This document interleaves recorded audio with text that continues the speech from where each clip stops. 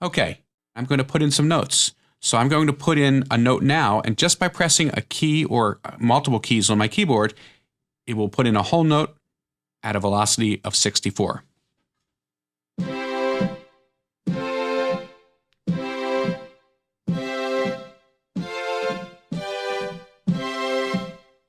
Okay, you can see it entered it in. If I play this, let me solo this. I'll turn off my count off.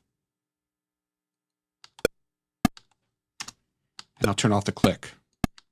Go back to the beginning by hit return.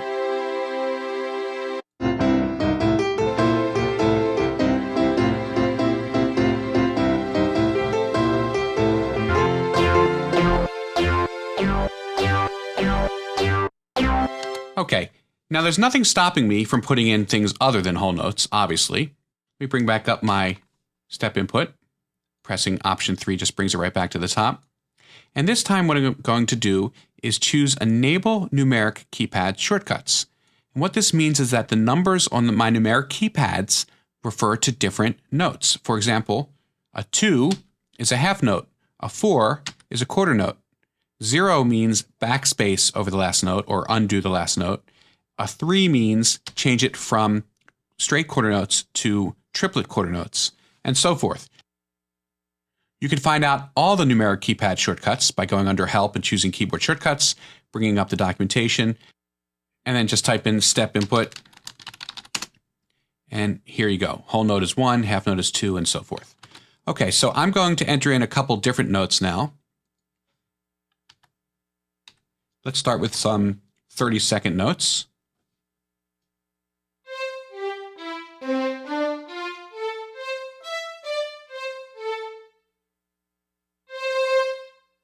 Let me just turn off Enable here for a moment.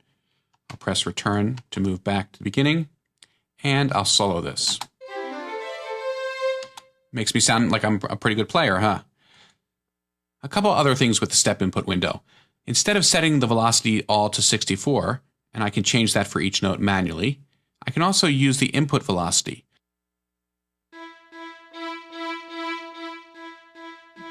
And let's play that back.